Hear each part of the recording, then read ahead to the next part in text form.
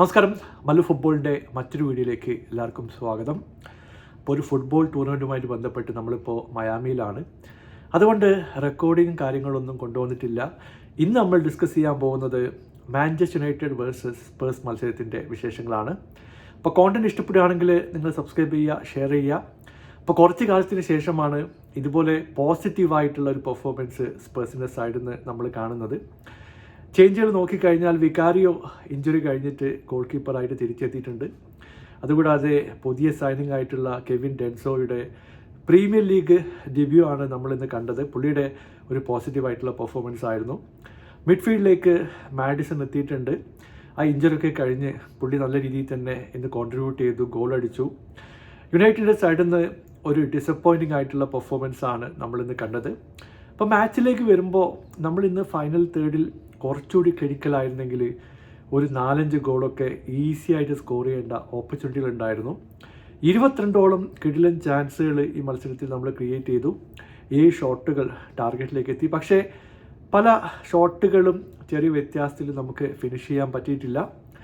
United സൈഡിൽ നിന്ന് വരുമ്പോൾ 1-2 ക്ലിയർ കട്ടായിട്ടുള്ള ബിഗ് ഓപ്പർച്യൂണിറ്റീസ് മാഞ്ചസ്റ്റർ യുണൈറ്റഡ് ഈ മത്സരത്തിൽ മിസ് ചെയ്തിട്ടുണ്ട്. അപ്പോൾ ആദ്യം നമുക്ക് മാഡിസൻ്റെ ഗോളിലേക്ക് വരാം. 13ാമത്തെ മിനിറ്റിലാണ് ഈ ഒരു ഓപ്പർച്യൂണിറ്റി ക്രിയേറ്റ് ചെയ്യുന്നത്. പെഡ്രോ പോറോയുടെ ഒരു ക്രോസ്, മഗ്വയർ ഡിഫെൻഡ് ചെയ്യാൻ ശ്രമിക്കുന്നു. ആ ബോള് തിരിച്ചിട്ട് ബഗ്വാളിൻ്റെ കാലിലേക്കാണ് എത്തുന്നത്. പുള്ളി ഒരു ഷോട്ട് ഓൺ ടാർഗറ്റ് എടുക്കുകയാണ്. ഒനാന ഇത് സേവ് ചെയ്യാൻ ശ്രമിച്ചു. പക്ഷേ ഡിഫ്ലക്റ്റ് ആയിട്ട് വന്നിട്ടുള്ള പന്ത് മാഡിസന് ഓപ്പൺ പോസ്റ്റിൽ ഒരു ടാപ്പിൻ ഓപ്പർച്യൂണിറ്റി ക്രിയേറ്റ് ചെയ്യാൻ പറ്റി. അങ്ങനെ 13ാമത്തെ മിനിറ്റിൽ 1-0 ലീഡിലേക്ക് സ്പേഴ്സ് എത്തുകയും ചെയ്തു. പിന്നീട് 1-2 ചാൻസുകളൊക്കെ മാഞ്ചസ്റ്റർ യുണൈറ്റഡിന് കിട്ടിയിട്ടുണ്ടായിരുന്നു.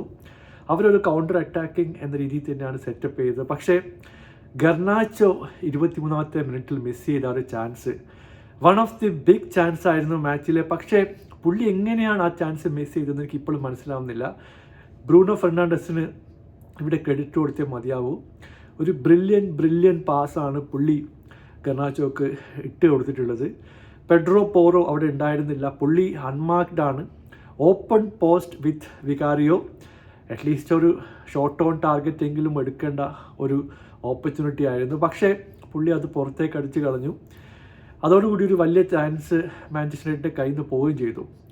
ഇപ്പോൾ ഹോയ്ലാൻഡിനെ സംബന്ധിച്ചെടുത്ത് ഒരു കാര്യം പറയേണ്ടതുണ്ട്. പുള്ളി 1-2 പ്രാവശ്യം ഓഫ് സൈഡ് റൺ ഉണ്ടായിരുന്നു, ഒരു ഹാഫ് ചാൻസ് ഉണ്ടായിരുന്നു. അതുകൂടാതെ വലിയ ഒഫൻസീവ് ചാൻസസ് ഒന്നും ഹോലാൻഡിൻ്റെ സൈഡിൽ നിന്ന് വന്നിട്ടില്ല എന്ന് തന്നെ പറയേണ്ടി വരും. മിഡ്ഫീൽഡ് നോക്കിയാലും കാസമീറുടെ സൈഡിൽ നിന്നും ഒരു ഓക്കെ പെർഫോമൻസ് ആണ് നമ്മൾ കണ്ടത്.